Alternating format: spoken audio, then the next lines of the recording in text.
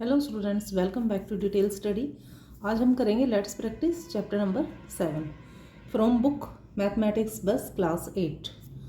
तो question number 1 इसका जो है वो फैक्टराइज ही करना है। ऐसे हमने काफ़ी क्वेश्चन इस एक्सरसाइज में किए हैं, तो चलिए इनको और सोल्व कर लेते हैं। Very easy questions these are. इसमें हमने जो एक चीज़ मेन ध्यान रखनी है वो ये रखनी है कि हमें ऐसे दो नंबर चाहिए जिनको मल्टीप्लाई करके जो हमें डिजिट चाहिए पहले वो निकालेंगे। तो हमेशा फर्स्ट टर्म और लास्ट टर्म का हम मल्टीप्लाई करेंगे। First term and last term का मल्टीप्लाई करेंगे तो हमारे पास क्या आएगा 400। ओके गाइस, तो हमें ऐसे दो डिजिट चाहिए जिनको मल्टीप्लाई करें तो हमारे पास क्या आए 400, और ऐसे हमें दो डिजिट चाहिए जिनको हम प्लस करें तो हमारे पास क्या आ जाए 40 आ जाए। तो क्यों ना हम गाइस इसका फैक्टर निकाल के देख लेते हैं। तो 20 भी तो हो सकता है। यस, 20 एंड 20 मल्टीप्लाई करेंगे तो 400 और प्लस करेंगे तो भी हमारे पास 40 आ जाएगा। ठीक है गाइज, तो ये हमारी कंडीशन दोनों फुलफिल हो गई हैं। तो हम 40 के प्लेस पे क्या लिखेंगे 20R। First term as it is रहेगा, लास्ट टर्म भी एज इट इज़ रहेगा। 40 के प्लेस पे हम 20R प्लस 20R लिखेंगे प्लस 16। देखिए ये टर्म और ये टर्म में हमने कोई चेंज नहीं किया है। 40 के प्लेस पे हमने 20R लिख दिया है। तो अब देखिए दो हम इसका ग्रुप बना दिया है हमने। तो इन दोनों में से हमारे पास, इन दोनों से मेरा मतलब है दोनों डिजिट टर्म में से हमारे पास कॉमन एक तो R हो गया। दूसरा देखिए नंबर दोनों किस टेबल से डिवाइड हो रखे हैं 5 से, तो दोनों 5 से डिवाइड हैं तो 5 कॉमन हो गया। कॉमन वही नंबर होगा जहाँ से हम कॉमन ले रहे हैं, उसमें चाहे 2 टर्म्स है चाहे 3 टर्म्स है, वो सब उस डिजिट से डिवाइड प्रॉपर हो जाएं तो हम कॉमन ले सकते हैं। तो देखिए इसमें से हमने 5 कॉमन ले लिया तो डिवाइड करके क्या आएगा हमारे पास 5 आएगा।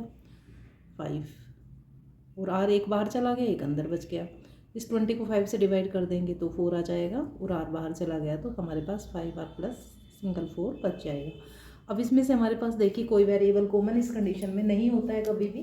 तो वेरिएबल कॉमन नहीं है तो हम क्या लेंगे, जाहिर सी बात है हम डिजिट कॉमन, नंबर कॉमन लेंगे। इसमें कॉमन है भी और इसमें कॉमन है। दोनों नंबर किस डिजिट से डिवाइड हो रखे हैं 4 से, तो 4 कॉमन ले लेंगे।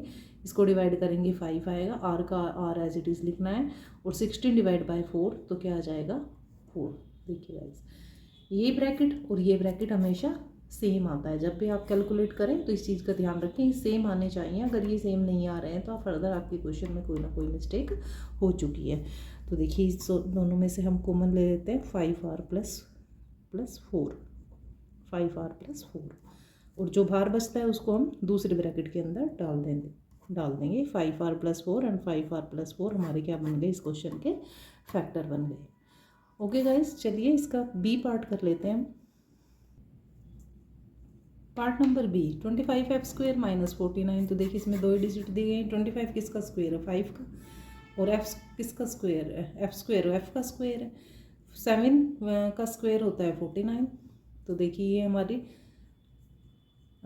2 स्क्वायर्स के माइनस वाली प्रॉपर्टी इसमें आइडेंटिटी लग जाएगी। तो 5f plus 7 and 5f minus 7, तो ये हमारा फैक्टराइजेशन भी हो गया आइडेंटिटी के थ्रू। तो करते हैं इसका नेक्स्ट क्वेश्चन सी पार्ट। इसका सी पार्ट करते हैं हम गाइस, सॉरी।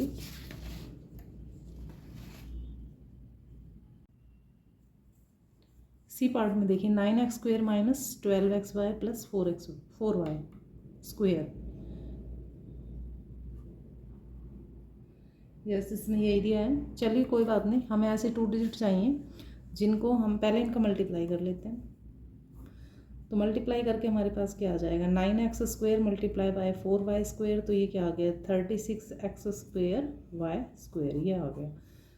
तो मल्टीप्लाई करके हमारे पास 36 आए और प्लस माइनस करें तो हमारे पास आए 12। ऐसे हमें दो नंबर चाहिए, तो 6 एंड 6 हो सकता है, क्योंकि 6 6 है 36 एंड 6 प्लस बाय 6 तो क्या आ जाएगा 12। तो -6xy और -6xy ये दो नंबर हमें लेने पड़ेंगे। तो ये आ जाएंगे दोनों -12xy और -6xy मल्टीप्लाई -6xy जब हम करेंगे तो हमारे पास आ जाएगा पॉजिटिव 36x² y²। देखिए गाइज इसमें 2 वेरिएबल्स दिए हुए हैं, तो हमने भी इनके साथ 2 वेरिएबल पुट करने हैं। रहा साइन का फंडा, तो यहाँ पे जो साइन होता है वो हमने यहाँ लगाना होता है। तो अब हम देखिए इतना तो अंडरस्टूडेबल कर सकते हैं ना गाइस कि हमें यहाँ माइनस का सिचुएशन में कब मिलेगा। माइनस का प्लस कब होता है, मतलब माइनस लगा हो और प्लस भी तब हो जाता है ना, तब सेम साइन होते हैं। दोनों माइनस के होंगे तभी तो माइनस का साइन लगेगा, और प्लस प्लस भी होगा, है ना। और जब हम इसका मल्टीप्लाई करेंगे माइनस का माइनस से, तो हमारे पास क्या आ जाएगा, प्लस 36 और x स्क्वायर वाई स्क्वायर। तो अब हम इसको 12 के प्लेस पे लिख देते हैं। 9x square minus 6xy minus 6xy plus 4y square. Common लेंगे इन दोनों में से, इनमें से कॉमन लेंगे हम 3x आ जाएगा। अंदर क्या बचेगा 3x, क्योंकि डिवाइड बाय 3 हो गया, एक x बच के एक बाहर आ गया, माइनस डिवाइड बाय 3 करेंगे 6 को तो 2 आ जाएगा, x बाहर चला गया तो y बच जाएगा अंदर। ये चीज़ का ध्यान रखना है। अब इन दोनों में से देखिए ये दोनों वेरिएबल डिवाइड बाय 2 है तो माइनस का 2 एंड माइनस 2 जब कॉमन आया तो यहाँ पे देखिए 3 हो जाएगा। इसमें से भी गाइस y कॉमन होगा, क्योंकि इसमें भी y है और इसमें भी y है, तो y भी कॉमन होगा। तो यहाँ बच जाएगा 3x, और यहाँ प्लस था माइनस कॉमन ले लिया तो माइनस आ जाएगा। यहाँ पे डिवाइड बाय 2 करेंगे इसको तो 2 आ जाएगा। y स्क्वायर में से एक y बाहर चला गया, अंदर एक y बच गया। तो इस तरह से हमारे दोनों जो ये ब्रैकेट्स इक्वल आ गए हैं। अब हम लिख देंगे 3x minus 2y and 3x minus 2y। तो ये हमारा फैक्टराइजेशन हो गया है। क्वेश्चन नंबर डी लेते हैं अब हम। इसका डी पार्ट बिल्कुल सिंपल है गाइस, एक्स स्क्वायर माइनस 64। इसको फिर से लिखते हैं, x square minus 64। X square किसका स्क्वायर होता है, एक्स का, और 64 किसका स्क्वायर होता है, 8 का। तो इसको हम आइडेंटिटी के थ्रू लिख देते हैं, एक बार प्लस और एक बार माइनस, बस इसमें इतना ही होगा और हमारा आंसर हमें मिल जाएगा। पार्ट नंबर ई करते हैं। पार्ट नंबर ई में देखिए के स्क्वायर प्लस 8x प्लस 15, तो मल्टीप्लाई करें। देखिए 15 का यहाँ से मल्टीप्लाई करेंगे तो 1 है तो ऑब्वियसली 15 ही आएगा। मल्टीप्लाई करें तो क्या आए, 2 डिजिट चाहिए हमें, मल्टीप्लाई करें तो 15 आए और प्लस करें तो 8 आ जाए, ये middle term.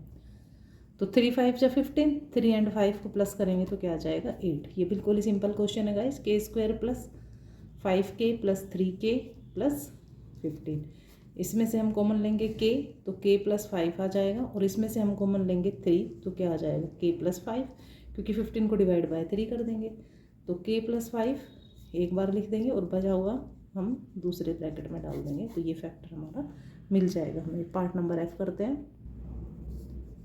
9p square plus 12pq plus 4p की स्क्वायर, ये भी वैसा ही है गाइस, ये क्वेश्चन भी जैसा भी हमने इसका एक पार्ट किया था, पार्ट नंबर सी किया था, बस इसमें थोड़ा साइन का डिफरेंस होगा, क्योंकि मल्टीप्लाई करें तो हमारे पास क्या आ जाएगा 36p स्क्वायर क्यू स्क्वायर, ठीक है। तो हम प्लस करें, मल्टीप्लाई करें तो हमारे पास आना चाहिए, ऐसी 2 डिजिट हमें अब सर्च करनी पड़ेंगी। जिसको मल्टीप्लाई करें तो 36p स्क्वायर क्यू स्क्वायर आए, और प्लस करें तो आ जाए 12p क्यू, तो वही आ जाएगा गाइस 6p क्यू और 6p क्यू।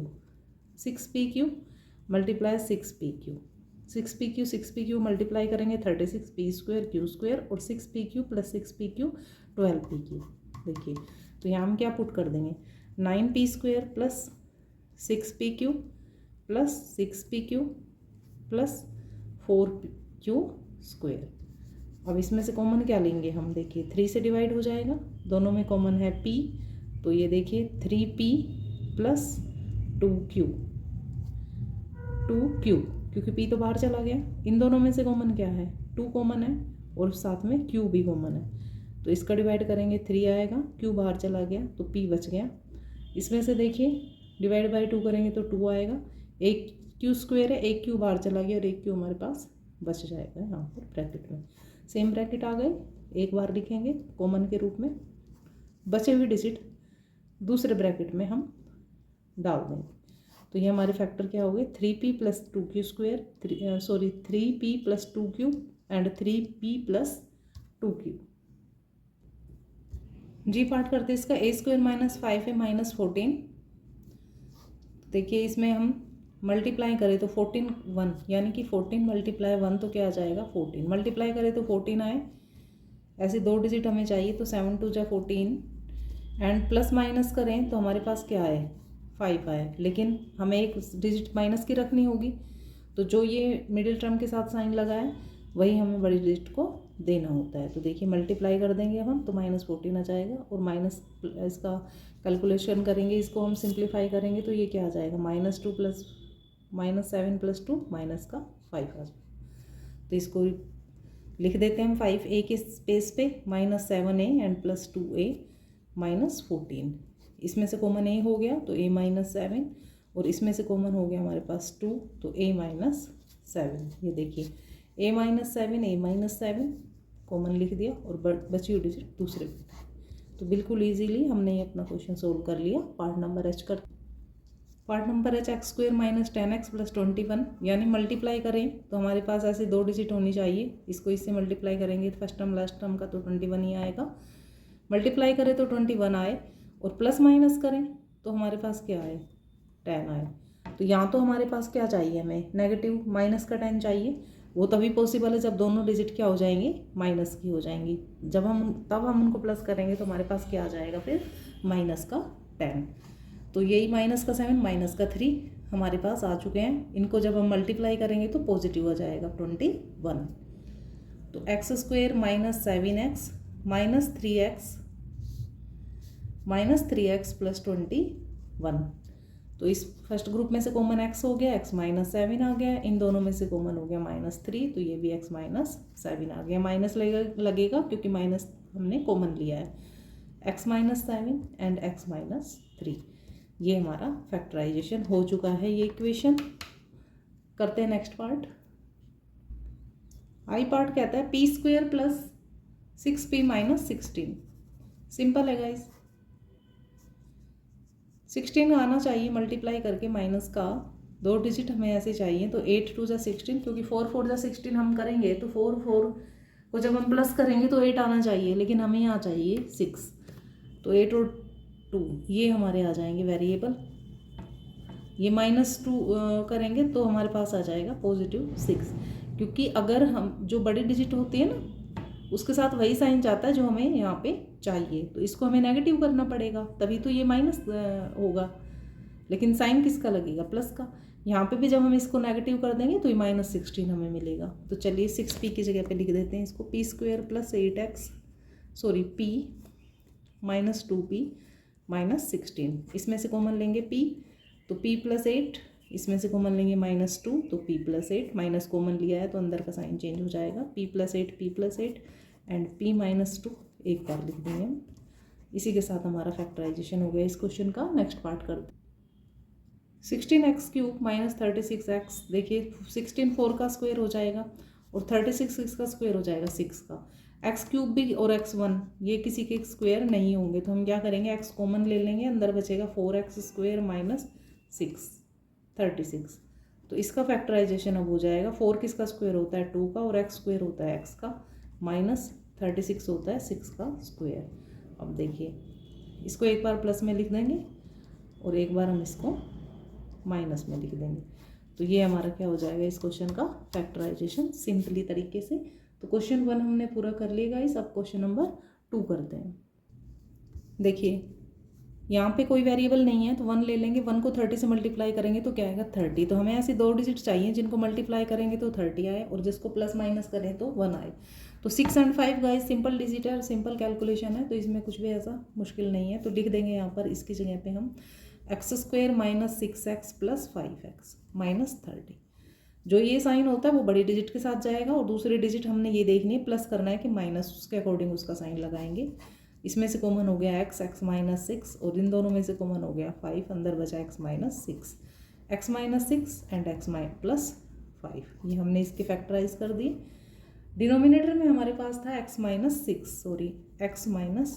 6 था ये, तो लिख देते हैं हम x - 6। ये कैंसिल हो गया, x - 6 x + 5 हमारा फाइनल आंसर आ गया। पार्ट नंबर बी लेते हैं।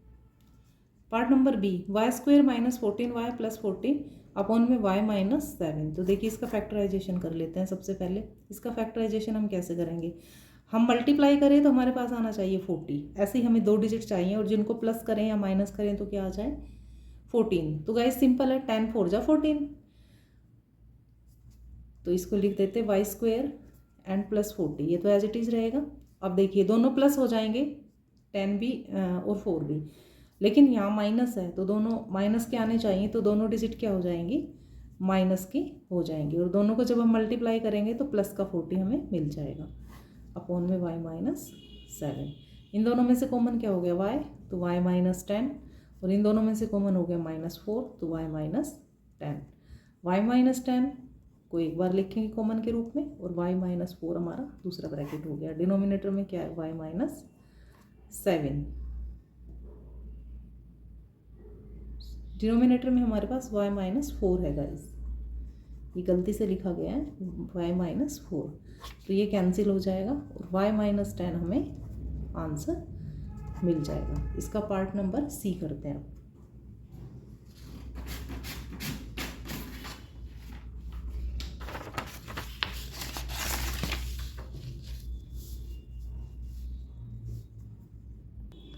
Part number C, T square plus 4t minus 45 and T plus 9। तो देखिए मल्टीप्लाई करें तो 45 आए, प्लस माइनस करें तो 4 आए, तो गाइज 9 5 जा 14। ठीक है, तो यहाँ प्लस का साइन है तो बड़े डिजिट का क्या लेंगे हम, प्लस का लेंगे। T square plus 9t minus 4t, तभी तो ये 5t, तभी तो ये 4 आएगा। 9 माइनस 5 करेंगे तो ये प्लस का 4 आ जाएगा हमारे पास, और लास्ट टर्म हमें एज इट इज़ लिख देनी है साइन के साथ, t प्लस 9। इन दोनों में से कॉमन क्या हो गया, t, तो अंदर बचा हमारे पास t प्लस 9। इन दोनों में से कॉमन हो गया -5, तो अंदर क्या बचा हमारे पास t plus 9।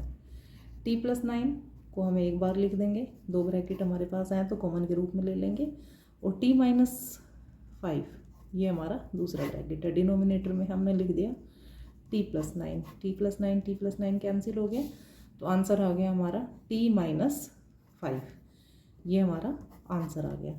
Let us practice का क्वेश्चन नंबर 2 का लास्ट पार्ट करते हैं।